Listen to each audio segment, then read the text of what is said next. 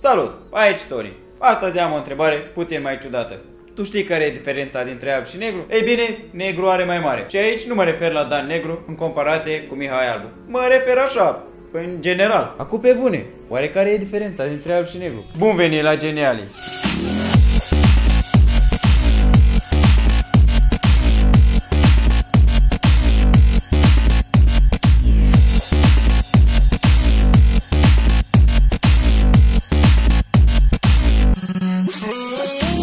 În cele mai vechi timpuri, albul și negru s-au luptat. Acel yin și yang, binele întotdeauna reprezentat de alb și negru. Păi tu m-ai prostit cu chestia asta.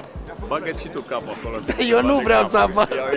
Eu nu vreau să apar. E negru. Când joci așa de obicei, îți alegi partea neagră sau partea albă. Cred că asta e diferența. Albul mută primul. Deci rasism. Dacă negru are mare și albul mută primul, atunci nu mai juca așa, frate!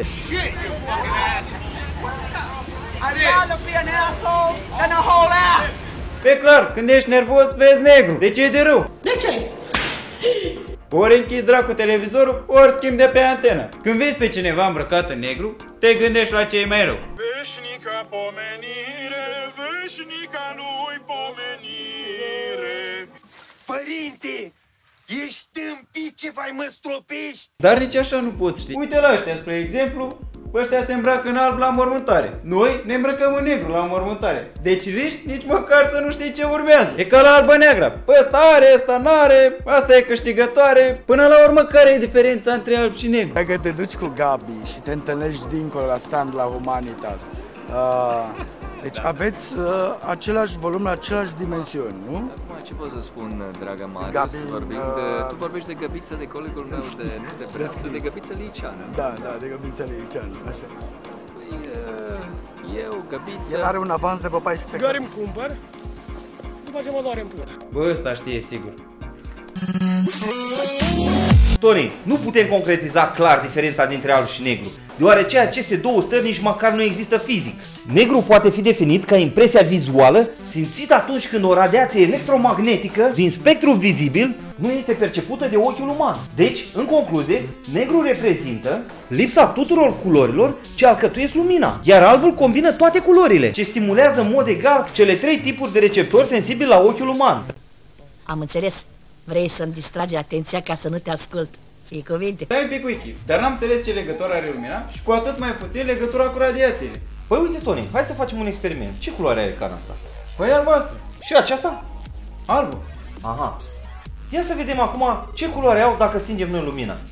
Ei, acum că nu mai avem lumină, poți să-ți mai dai seama care e albastră și care e albă? Păi nu.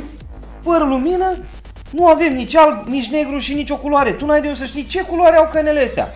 Acum că am aprins lumina, poți să vezi că această cană este albastră, corect? Da? Cana este albastră din cauza că materialul din care este făcută absorbe toate culorile, mai puțin culoarea albastră pe care o reflectă în ochiul nostru. Iar cea albă este albă pentru că ea reflectă toate culorile, iar când toate culorile sunt reflectate în ochiul nostru uman, după cum vezi și în acest desen, vedem alb. Păi stai puțin, Wiki. Dar noi vorbeam de alb și negru, nici de cum de alb și albastru. Stai că nu mai înțeleg. Sunt tâmpit când sar pe beat, știi deja că e peripit. Sunt tâmpit, fac asta de mic, fratele e de neoprit. Sunt. Fără lumină nu există culoare? Se notează și se abordează continuă. Înseamnă că totul este negru fără lumină. Mă întăreți. Înseamnă că negru există peste tot, în absența luminii. Haos, haos, peste tot, haos! Wow, ce tare! Dar de unde vine lumina asta? Prostia se cam plătește. Păi Tony, tot ce percepem noi vizual sunt radiații. Majoritatea vin din spațiu și de la soare. Păi cum adică, uite? Păi da, Tony!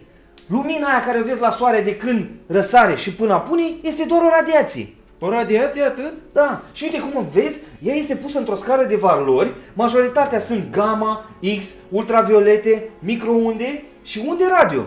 Iar din tot acest spectru, noi percepem doar această mică parte, cum o vezi, curcubeu, cu toate culorile noastre. Atât percepe ochiul uman. Ah, deci lumina aia de microunde? E lumină cu microunde? Nu, Tony, ăla e un bec, mă, un simplu bec.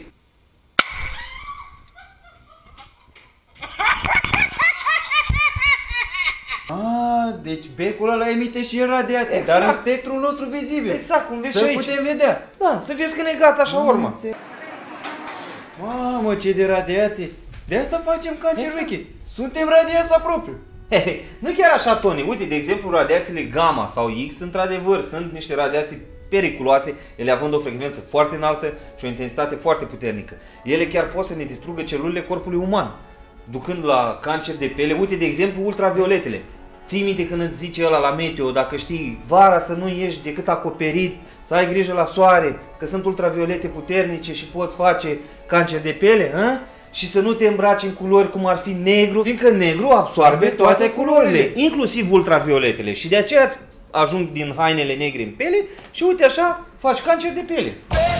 Verde și ultraviolete, mi-au pătrus în piele, pantaloni și piete.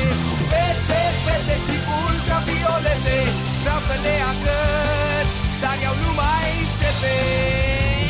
Dar cele radio sunt deocamdată inofensive. Spun deocamdată pentru că nu s-a făcut un studiu de caz clar prin care să demonstreze că aceste unde ar fi nocive. Deocamdată. Nu te mai gândi, dragă, n-are rost.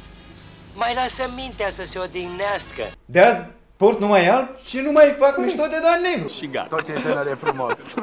Totuși nu pot să nu mă gândesc la o diferență emoțională între o fotografie alb-negru și una color sau un tablou în creion și unul pictat. Dar aici cred că mă poate ajuta Dante. Bună, sunt Dante. Fotografia alb-negru este mai frumoasă decât cea color pentru că este o fotografie mai sinceră, mai sensibilă și mai directă către public. Cum avem în imagine aici, avem exemple de portrete alb-negru, de peisaje și de texturi alb-negru. Pasiunea mea sunt operele de artă, nu... Fotografia alb-negru este folosită mai des la portrete.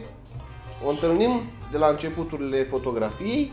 Fotografia alb-negru este prima fotografie, de fapt, și este mult mai expresivă, oferă un contrast între lumină și întuneric.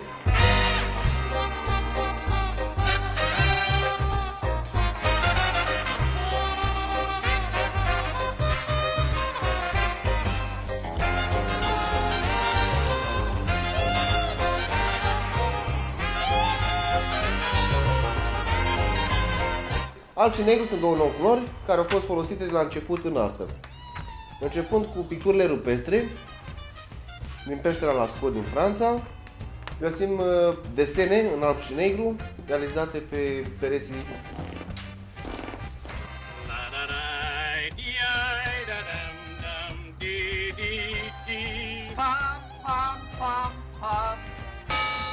Alb și negru nu cred că va dispărea niciodată. Din artă, fotografie, design vestimentar, design interior, tindem să devenim cât mai clasici și să punem accent pe alb și negru.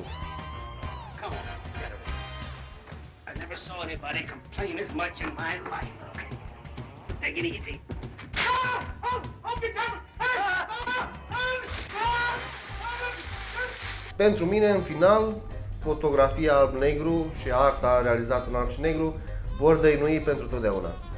Pe mine să-mi dai un tratament să pot fuma, să pot bea, să pot cânta, să pot dansa. Fiți genial!